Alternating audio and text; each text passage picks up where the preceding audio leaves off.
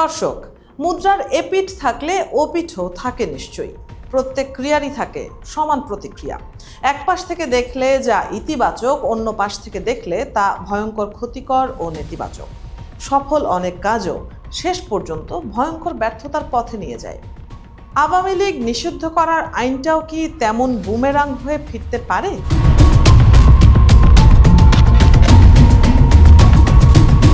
চলুন এক ঘটনার পেছনের ঘটনা ঘাটাঘাটি করে দেখা যাক।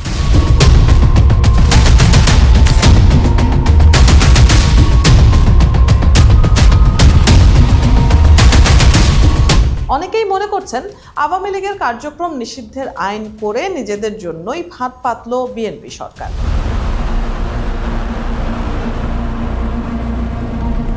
সেই ফাঁদে পড়তে পারে জামায়াত এনসিপিও। আপনাদের মনে আছে নিশ্চয়ই 2024 সালের 1 আগস্ট জামায়াতে ইসলামীকে নিষিদ্ধ করেছিল আওয়ামী লীগ। তার ঠিক 3 দিনের মাথায় শোচনীয় পতন ঘটে দোর্দণ্ড প্রতাপশালী আওয়ামী লীগের, আর চমক জাগা নিয়ে পুনরুত্থান হয় জামায়াতের।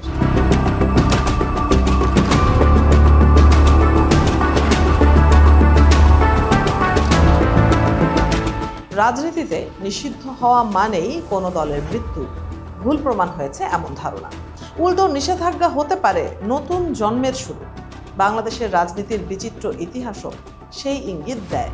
2026 সালের নির্বাচনের পর বাংলাদেশে যে রাজনৈতিক পরিস্থিতি, সেখানে আওয়ামী লীগের রাজনীতিতে ফেরা না ফেরা নিয়ে তৈরি হয়েছে নানা সমীকরণ। সেই বিশ্লেষণই করব আজ। দর্শক, ইতিহাসের কি নির্মম পরিহাস যে আওয়ামী লীগ একসময় ধর্মভিত্তিক রাজনীতি নিষিদ্ধের পক্ষে ছিল, আজ তারা নিজেরাই নিষিদ্ধ। আর যে বিএনপি জামায়াতকে তারা কোণঠাসা করতে চেয়েছিল, সেই বিএনপি জামায়াতের দখলে এখন জাতীয় সংসদ।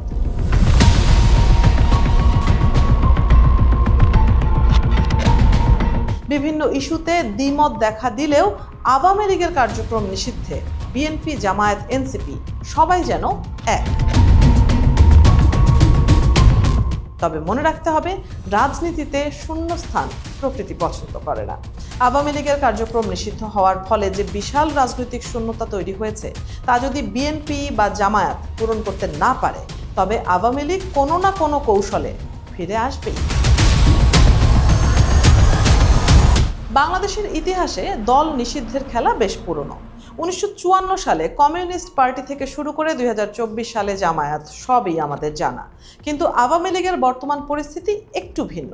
এর আগে দলগুলো নিষিদ্ধ হতো সামরিক শাসনামলে বা বিশেষ জরুরি পরিস্থিতিতে।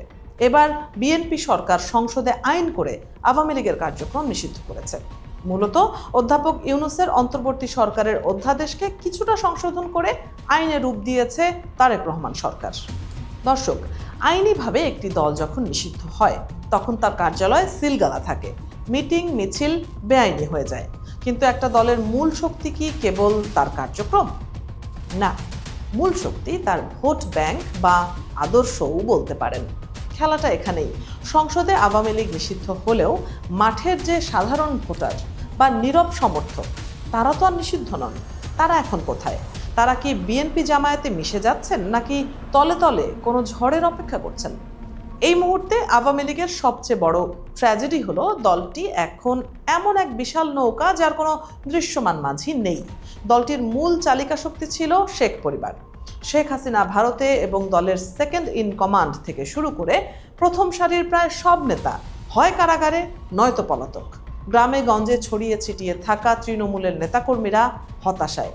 কর্মীরা তখনই বুক চিতিয়ে দাঁড়ায় যখন তারা সামনে একজন নেতাকে দেখে, যখন দলের মূল নেতা নিজেই বিদেশে এবং কেবল অডিও বার্তায় সীমাবদ্ধ। তখন কর্মীরা কার জন্য ঝুঁকি নেবে? রাজনীতিতে একটা কথা প্রচলিত আছে, চোখের আড়াল তো মনের আড়াল। শীর্ষ নেতাদের দীর্ঘদিনের অনুপস্থিতি সাধারণ সমর্থকদের মধ্যে চরম হতাশা তৈরি করেছে। এই নেতৃত্বের শূন্যতা আওয়ামী লীগকে ধীরে ধীরে একটি আন্ডারগ্রাউন্ড বা নিষিদ্ধ চরমপন্থী দলের মতো করে তুলছে কিনা, সেই প্রশ্ন তুলছেন অনেকে। দর্শক, সবচেয়ে চমকপ্রদ মোড় ছিল 2026-এর নির্বাচনে আওয়ামী লীগের সাধারণ ভোটারদের ভূমিকা। বিএনপি ও জামায়াত উভয় দলই জানত আওয়ামী লীগের সেই 30 থেকে 35% কোর ভোটার এখন এতিম।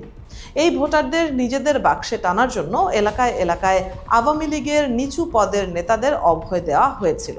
তৃণমূলের নেতাকর্মীরা বলছেন, বিএনপি প্রার্থী তাদেরকে এলাকায় ফেরার সুযোগ করে দিয়েছিলেন ভোটের আশায়।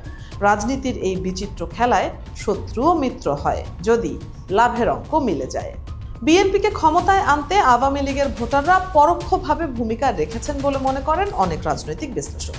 যেসব এলাকা আওয়ামী লীগের ঘাঁটি ছিল, সেসব এলাকায় বিএনপির প্রার্থীরা তুলনামূলক ভালো ফল করেছেন। কিন্তু নির্বাচনের পর দেখা গেল পাল্টে গেছে দৃশ্যপট। যে তারেক রহমানের প্রতি আওয়ামী লীগের আশা ছিল বেশি, সেই তারেক রহমানের সরকারই তাদের রাজনীতিতে ফেরা কঠিন করে তুলল। যাই হোক, এই নির্বাচন তো গেল, সামনে আরও নির্বাচন আসবে। নিকট ভবিষ্যতে আওয়ামী লীগ হয়তো সরাসরি ক্ষমতায় আসতে পারবে না, কিন্তু তারা কাউকে ক্ষমতায় আনার সক্ষমতা রাখে। তারা কাকে বেছে নেবে, বিএনপি নাকি জামায়াত? এই দর কষাকষির ওপরই নির্ভর করছে আগামী দিনের রাজনৈতিক মেরুকরণ। দর্শক, অনেকেই আওয়ামী লীগের ফিরে আসার নানা উপায় দেখছেন। সেগুলোকে মোটা দাগে 3টি ভাগে ভাগ করা যায়। প্রথমত, নাম পরিবর্তন ও পুনর্জন্ম। পাকিস্তানের ন্যাশনাল আওয়ামী পার্টি যেমন নিষিদ্ধ হওয়ার পর ন্যাশনাল পার্টি নামে ফিরেছিল, আওয়ামী লীগও কি ভিন্ন কোনো নামে নতুন নেতৃত্বে সামনে আসবে? দ্বিতীয়ত, দীর্ঘমেয়াদী আইনি লড়াই। বিএনপি সরকারের মেয়াদ শেষে বা রাজনৈতিক পরিস্থিতি উত্তপ্ত হলে উচ্চ আদালতের মাধ্যমে নিষেধাজ্ঞা প্রত্যাহারের চেষ্টা। তবে এর জন্য যে জনসমর্থন প্রয়োজন, তা অর্জনের জন্য তাদের গত 15 বছরের অপকর্মের প্রায়শ্চিত্ত করতে হবে। তৃতীয়ত, গেরিলা রাজনীতি। প্রকাশ্যে সভা সমাবেশ না করতে পেরে তারা কি ডিজিটাল স্পেসে বা চোরাগোপ্তা ঝটিকা মিছিলের মাধ্যমে অস্তিত্ব টিকিয়ে রাখবে? আওয়ামী লীগ নেতা বাহাউদ্দিন নাসিম যে উপযুক্ত সময়ের কথা বলছেন, সেই সময়টা আসলে কবে? আওয়ামী লীগ কি ফিরবে? আইনিভাবে হয়তো শিগগিরই নয়, কিন্তু রাজনৈতিকভাবে তারা টিকে আছে মানুষের স্মৃতিতে, ক্ষোভে এবং ভোটের অঙ্কে।